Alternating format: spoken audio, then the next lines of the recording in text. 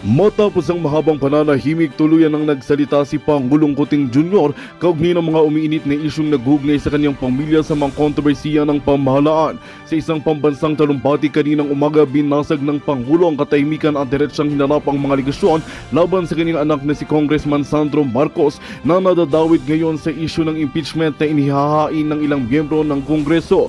Ayon sa mga ulat, may mga dokumento at testimonyo mano na nagugnay kay Sandro sa ilang hakbang na sinasabing pagsikil sa checks and balance ng gobyerno, bagay na nagudyok sa ilang mambabatas na maghain ng impeachment complaint laban sa Pangulo mismo. Sa kanyang talumpati, iginiit ni Kuting Jr. na walang basihan ang mga akusasyon at tinawag itong isang malinaw na pamumulitika laban sa kanilang pamilya. Samantala, ibinunyag rin sa publiko ang ilang bahagi ng impeachment complaint na nagsasaad ng umano'y abuso sa kapangyarihan, pag-iimpluwensya sa lehislatura at paglabag sa saligang batas. Hinimok naman ng mga taga-suporta ng administrasyon ng publiko na manatiling kalmado at hintayin ang formal na proseso ng imbestigasyon. Tiyak na abangan ng buong bansa ang susunod na kabanata sa patuloy na paglalantad ng mga isyong yumanig sa pinakamataas na liderato ng ating pamahalaan. At yan nga ang balitang ating pakakatutukan. Ngunit bago ang lahat, siguraduhin mag-subscribe at ihit ang notification bell para sa patuloy na pagtutok sa mga silap ng bagong balita sa tunay na boses ng masa.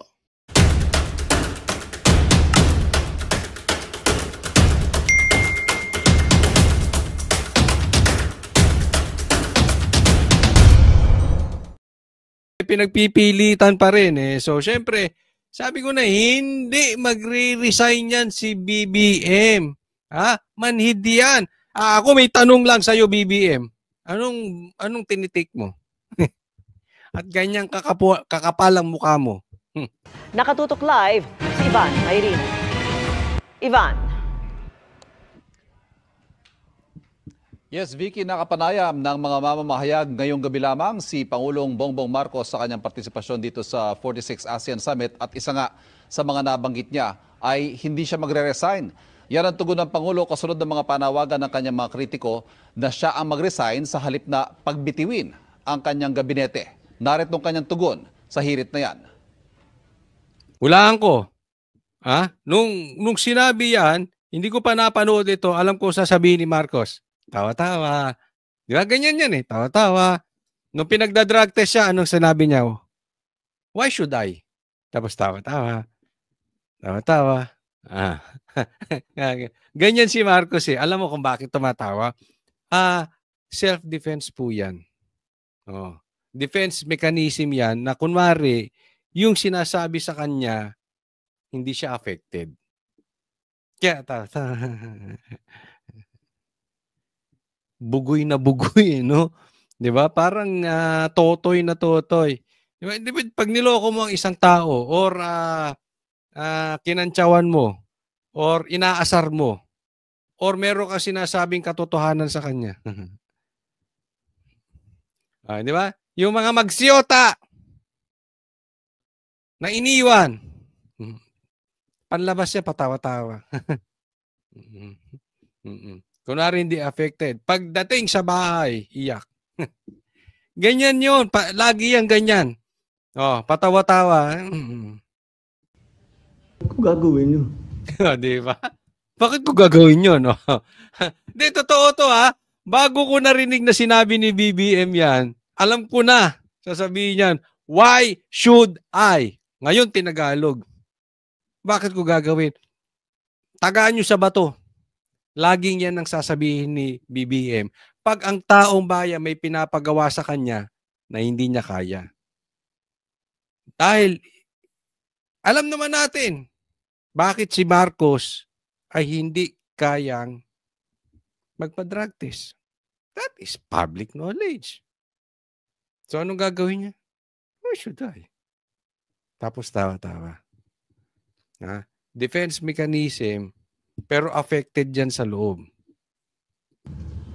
At wala sa ugali ko yung tinatakbuhan ng problema. Mali yun! Mali! Mali. Hindi, tama. Hindi, mali. Ano ba talaga, Coach Solly? Tama o mali? Tama naman na dapat ang isang tao hindi tinatakbuhan ng problema. Dapat sinasalubong mo ang problema. Ano ba ang problema? Ha? Ang problema, ikaw mismo, Marcos. Pag nag-resign ka, ang daming problemang masusolusyonan. Maniwala kayo sa akin. Ang daming makikreate na trabaho pag nag-resign to. Droga, mababawasan. Yung mga magnanakaw, mauubos. Ang kalsada, magiging mapayapa. Bigas, bababa. Mga komunista, hindi mamamayagpag sa gobyerno. Mga CPP, NPA, talagang mawawala na. Yung nuknukang talamak na pagbibigay ng ayuda at ginagamit ang pera ng taong bayan, mawawala. So ang problema, Marcos, ikaw mismo. Yung wala kang gawin, bumaba ka lang dyan sa kinauupuan mo. Lagpas kalahati ng problema ng Pilipinas masusolusyonan. Kaya tama ka, hindi dapat tinatakbuhan ng problema, sinasalubong. Salubungin mo, Marcos, ang problema. Ang problema, ikaw mismo. At ang solusyon, ikaw mismo. Lumayas ka dyan, masusolusyonan ang problema ng mga Pilipino. Harapin mo. Kabaliktaran yung sinasabi mo eh. Pag hindi ka nag-resign, sa katunayan, tinatakbuhan mo problema. Di ba? Dahil siya nga ang problema eh. Ayaw mo pa mag-resign. Di takbo ka ng takbo sa problema. Gaya ng sabi mo, hindi mo tinatakbuhan ng problema. Anong sigaw ng taong bayan sa'yo? Magpa-drug test ka. Ayaw mo magpa-drug test. Di ba pagtakbo sa problema yon? Di ba? Seriously. Sasabihin na naman ng nagtatago ka sa saya ng ano mo, ni Claire? Sasabihin paulit. Paano tinatakbuhan mo eh? Di mo ba, bagsak ka na sa survey, Marcos? Yung tiwala ng taong bayan sa'yo, wala. Diba? 35% ang nagtitiwala na lang sa'yo. Samantalang si Sara 50%. Si Tatay Digong 65% ang trust rating. Bakit walang tiwala ang taong bayan sa'yo? Dahil duda ang taong bayan na adik ka. Tapos ayaw mo magpa-drug test? Di tinatakbuhan mo problema. Tanong, Marcos, adik ka ba? Kung adik ka, huwag mong takbuhan, magpa-rehab ka. Umalis ka dyan, magpa-rehab ka. Kung hindi ka adik, Marcos, magpa-drug test ka. Hindi ka naman adik eh, di ba? Sabi mo nga, hindi mo tinatakbuhan ng problema. Tingnan mo. Tingnan nyo ang mga kababayan kung gaano ka-ipokrito itong tao na ito. Hindi raw tinatakbuhan ng problema. Takbo ka ng takbo eh. Yung mga ganung look. I'm not affected. Sinabi rin ng Pangulo na nagpapatuloy ang maigting na pagsusuri sa performance sa kanyang kabinete at mga heads of agencies. Hindi naman daw kasi para pagpapapogi lang ang kanyang... Talaga naman pagpapapogi, bakit nandiyan dyan pa si Boying? Ba't nandiyan dyan pa si John Vic? Ba't siya magkapatid na Rimulya? Epal lang epal. Consually galit ka? Hindi. Nagpapaliwanag lang tayo. Diba? Pinagtatanggal mo yung mga yan eh. Bakit yung Rimulya Brothers kaliwat kanan pa rin ng pa-interview? Di ba nag-file yan ng resignation? Pirmahan mo na nang natatapos na yan. Niloloko nyo taong bayan eh. Ginagawang cabinet revamp at mas malaliman daw ang kanyang ginagawang performance review.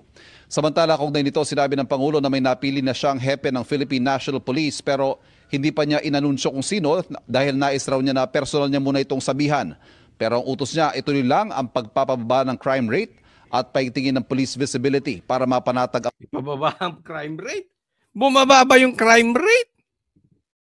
Ito, tika muna. Sino kaya magiging Pustahan tayo? Pustahan?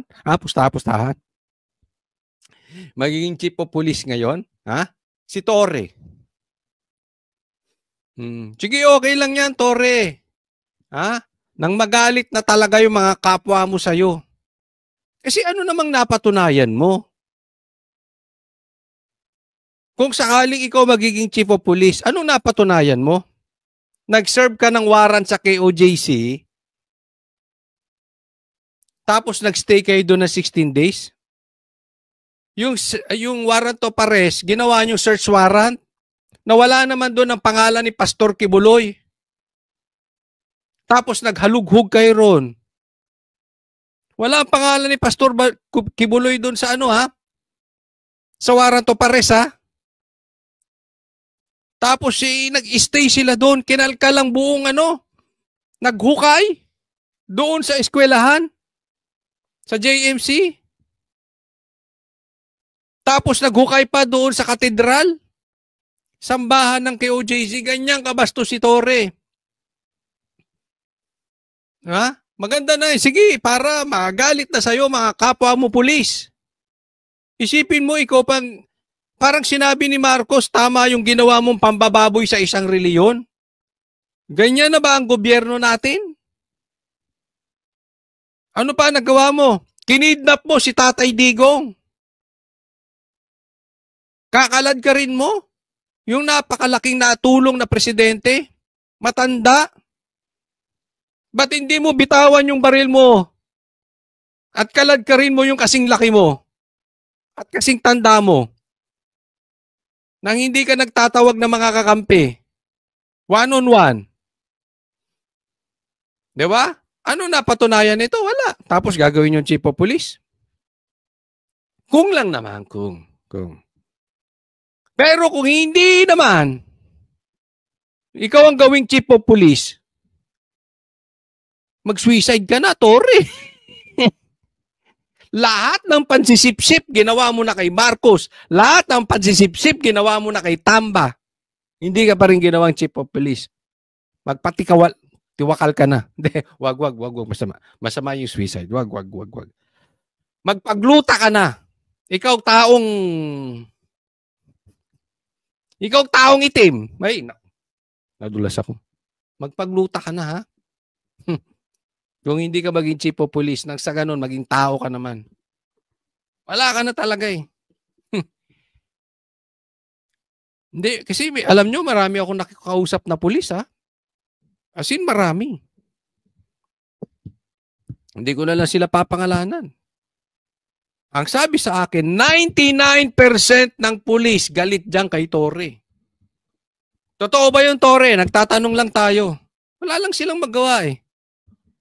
Pero tatandaan nyo, may paghuhukom. Sa 2028, bababa at bababa yung ginodiyos nyong si Bongbong. Boying,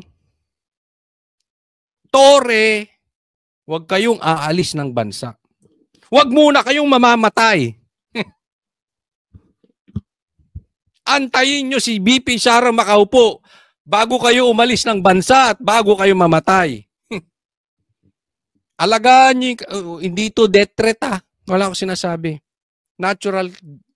Kasi aatakihin sa puso yan pag nakaupo si Sara. Akala kasi nila, si Bongbong Diyos na, forever na dyan. Tapos ang akala ng mga yan, katapat, pagkatapos ni Bongbong, meron na namang kakampi katulad ni Tamba, uupo. Paano kung hindi? Si BP Sara makaupo. Ako'y naniniwala si BP Sara maupo sa 2028. Baka atakihin sa puso niya. Huwag muna kayong mamamatay. Pagdusahan nyo si BP Sara. Ha? Huwag kayong aalis ng bansa.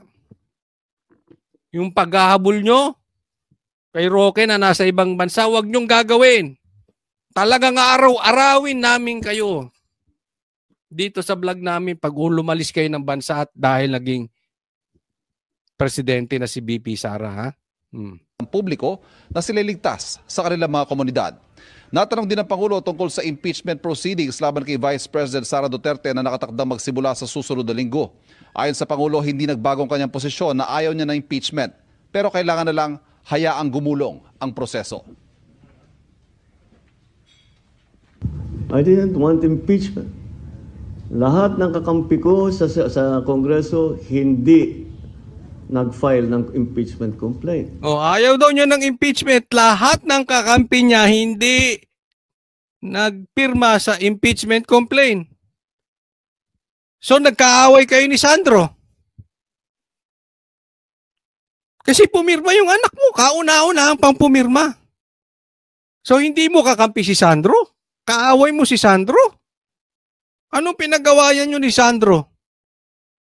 O, di ba? Anong klase kang tatay? Ha? Sasabihin mo, ayaw mo ng impeachment, tapos yung anak mo, unang pipirma sa impeachment? Huwag mong gamiting excuse na hindi mo sila pwedeng diktahan. Kasi kung ang excuse ng isang leader ay hindi mo pwedeng diktahan ng tao mo, wala kang magagawa, inutil kang leader. Dahil alam nyo, anong meron ng leader? Hindi pwedeng, hindi utusan. Alam nyo anong ginagamit ng leader para sumunod ang tao? Makinig ka, Marcos, parang hindi mo alam to eh. Alam mo ginagamit? Hindi lang being leader, being tatay na lang. Para sumunod ang anak mo or para sumunod ang mga tao mo, anong gagawin mo? Hindi utos. Influence. Yan ang totoong leader. Yung leader na hindi nilagay dyan dahil sa apelyido ng tatay. I'm talking about the real leader that they earn it from the bottom top. Saan sila magaling? Influence. You don't have that, Marcos. Kaya nga sabi ko, inutil ka. Kung totoong sinasabi mo at ng mga kakampi mo na ayaw mo sa impeachment, tapos yung anak mo, tapos yung pinsa mong nilagay na speaker, pumirma sa impeachment, inutil ka. Wala kang influence. Kung gagamitin mong excuse yung hindi mo sila pwedeng utusan, hindi mo sila pwedeng diktahan. May magagawa ka, Marcos. Either sinungaling ka, peke kang tao dahil hindi mo kayang sabihin, i-impeach si BP Sara. Hindi mo kayang sabihin yung gusto mo. Nagtatago ka sa peke. Gusto mong ma-impeach si Sara, hindi mo kayang harapin. Or, talagang inutil ka. Leader kang walang influence. Masakit, pero katotohanan. Yan lang yun. Yung mga nag-file ng impeachment complaint, hindi mo masasabing kaya kong utusan o pagsabihan na ito yung gagawin mo. So, why do I have to keep explaining that Why do I have? Laging, why do I have? Bakit ko gagawin?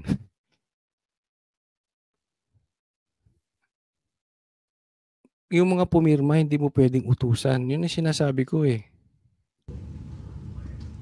Why do I have to keep explaining that I did not want impeachment?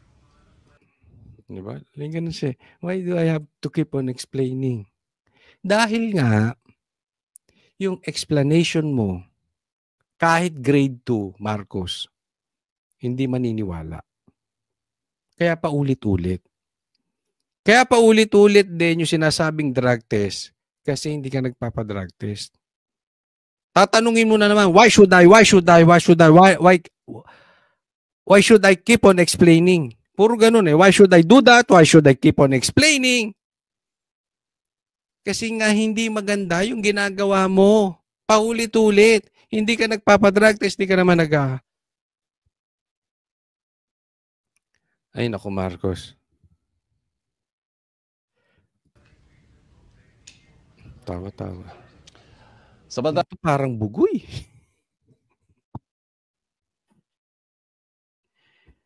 Alam mo ibig sabihin?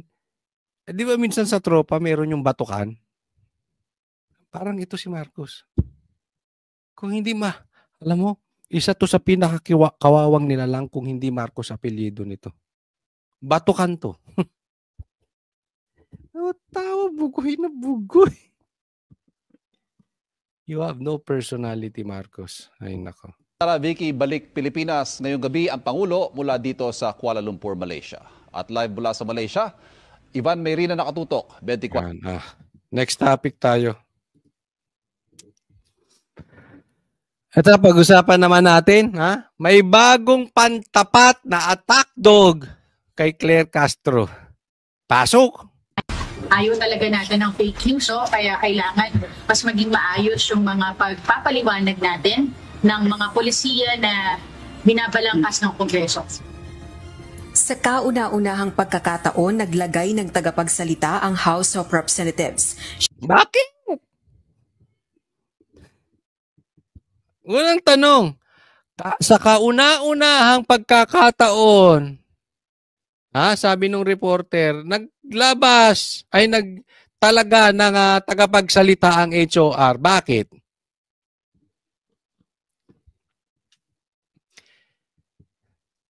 Hindi mo rin kaya magsalita, tambaluslos gaya ng pinsan mo? Pare-parehas kayong walang personalidad? Ang meron lang kayo apelyido, titulo, walang kakayanan. Di ba bakit? Isa sa nakikita kong possibility nito. Dahil nararamdaman nyo nagkakaroon na ng laglagan. Si Chanco nagsalita laban sa HOR. Di ba? So, hindi natin alam kung talagang naglalaglagan na or pa-effect lang tong ginagawang drama ni Marcos at ni Tamba. Or may real laglagan. So, kailangan nila ng pantapat sa mga sasabihin ni Claire Castro. Or, pagka nilaglag sila, meron silang tagapagsalita. Bigyan ko po kayo ng history. No? Ito kasi ay, alam nyo, binarada nito si BP Sara Dahil talagang nilabas yung kabastusan ni Abante dyan sa Maynila ni BP Sara. At binanata naman nito. Itong anak. No? So, nakita yung bakbak na ito Lumabas yan sa media. Siguro, nagustuhan nila. Hoy! Ala Claire Castro! Pansinin nyo, puro babae kinukuhang attack dog. Oo. Ano man tawag sa dog na babae? Bitch. Oo. So, bitches, ang tawag dito. May bagong attack bitches. Hindi ko po sila minumura. Totoo yan. Nagdo-dog breeding ako Bitch talaga tawag doon sa asong babae. Bitch. Be my bitch. Oo. Attack dog Diba? Pansinin nyo, dahil ba si BP Sara ang malakas na tatakbo sa 2028 babae. At hindi nila makontra si BP Sara kasi wala silang pantapat. Kahit kasi Tatay Digong So anong pinantatapat kay Tatay Digong? Babae. Anong pinantatapat kay BP Sara? Babae din. So sino ang salita ng salita in behalf of Malacanang? Si Claire Castro. Babae. Sino ngayon ang magsasalita? Sino ang spokesperson ngayon? Babae. O, di ba? Pero ako pupusta sa inyo. Magiging mirror to. Magiging salamin to ni Claire Castro. Anong ibig mong sabihin ko, Atsoli? Si Claire Castro wala namang sinasabing plataforma, wala namang sinasabing plano, wala namang sinasabing proyekto, wala namang sinasabing maganda about the government. Ngayon, dapat ang kanyang trabaho. Ano lang sinasabi niya parati? Atakihin si Sara. Atakihin si Tatay Digong. Atakihin lahat ng mga kaalyado ng Duterte. Their position is just against Duterte. Pustahan tayo. Ito rin ang gagawin nitong babaeng ito. Mirror. Salamin ni Claire Castro. Hindi naman ito sasabihin ko anong magandang ginawa ng HOR. May nagawa bang maganda HOR? Hindi. Kanya-kanya naman kasing distrito yun eh. Ba't kailangan ng spokes? Wala ding sasabihin to kung hindi atake kay BP Sara, atake kay Tatay Digong, atake sa mga Duterte, atake sa mga kaalyado, atake sa mga kaibigan ng mga Duterte. Tagaan nyo sa bato to sinasabi ko. Orasan nyo lang. Sasabihin nyo, oy, ang galing ni Cotsoli, manghula. Nahulaan, yun nga din ang sinasabi niyan. Oh. Lahat ng mga tinalaga ngayon, si poverty alleviation, si Bong Gadon, anong poverty naayos niyan, lalo naghihirap ang Pilipinas. Wala namang ginagawa yun kung hindi umatake. Si Torre, ano bang naitulong sa Pilipinas? Atake rin sa Duterte.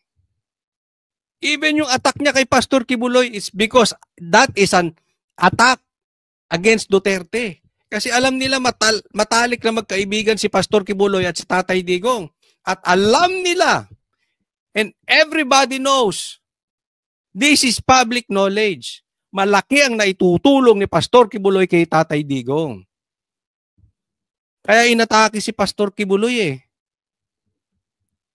Again, that is an attack against the friends of Tatay Digong.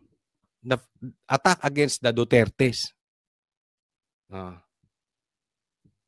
ba nangyayari sa Pilipinas ngayon? Parang lahat na lang ng oras ng gobyerno, resources, influence, even the position, gagamitin laban sa Duterte. Even yung mga tinatalaga nila against the Duterte. Siya si Attorney Princess Abante, anak ni Manila 6th District Representative Benny Abante. Tawanan muna natin yung tatay nito. Talo kayo. Hay! Di ba? Natalo, pakonsuelo de Bobo, ilagay yung anak. Kasi nakita ko bumatikos to eh. Babawi ito kay Bibi Sara, babawi yan. Ha? Kasi nilabas yung yung picture ng tatay niya, yung pastor na tatay niya, na nakadila ganon. Baka matap-tap tong video. Gagalaiti ito kay Sara. Ayun, talo si... nako. Naging 3-term councilor ito sa Manila City at tagapanguna ng Manila Public Information Office. Ayon sa abogada, sa gitna ng mga isyong kinakaharap ng House of Representatives, kinakailangang mapaigting nito ang pakikisalamuha sa publiko. Itinalagang spokesperson ng Kamara si Attorney Abante para sa nalalabing panahon ng 19th Congress. Madami na kasi din tinatalakay ngayon ng mga issues, ang Kongreso, the various committees. Hindi bagay, Deng. Sorry Sabihin mo dun sa tatay mong pastor-pastoran, hindi bagay yung binigay sa yung pangalan. Princess! Ha? Bakit naman princess? Parang Princess MB Agusta. Ay, sus. Ano yan? Ano yung pangalan nung barko? Naku. Princess Perry. There's a need to strengthen the communication mula sa House to ensure yung tama at makatotohanan ng impormasyon ay... Ito na naman tayo sa fake news peddler. Yung maayos daw yung communication simula sa House of Representatives o sa madaling salita sa kaharian ni Tambaluslos, tapos labanan ng yung tamang impormasyon. Yan na naman yung kanilang spin, no? Yan ang kanilang narrative. Tatawagin na naman ng mga Duterte vloggers para labanan ng mga fake news peddlers. Kayo nga ang fake news eh. Sinungaling pa yung bossing yung ginagawa niyong Diyos. Ibababa natin sa mamamayan. Suportado naman ng ilang kongresista ang paglalagay ng tagapagsalita ng House of Representatives. Lahat naman ng sasabihin ni Tambaluslos, yung mga sa house na yan, sa ngalan ng proyekto, sasang-ayon kay Tamba. Ay, nako. Alisin mo sa kanya yung budget. Tingnan ko kung hindi iniwan yan si Tamba. Halimbawa, ang maging House Speaker ay si Pulong. Tingnan ko kung may matirang kaibigan yan si Tamba. Lahat ng congressman, lalo na yung mga swapang, sasang-ayon dyan kay Tamba. Para maintindihan po nila kung anong mga issues na nangyayari po dito, kung ano pong mga ganap. So that can only be a positive. Epektibo ngayong Magandang balita ang hatid namin sa inyo ngayong araw. Sa pagtatapos ng aming balitaan, nagbigay kami ng mga mahalagang impormasyon. Maraming salamat sa pagtutok at pagsuporta sa aming programa. Huwag kalimutang manatili sa mga susunod na araw para sa mga bagong balita at mga kwento na dapat nating abangan. Mula sa Boses ng Masa, magandang araw Pilipinas!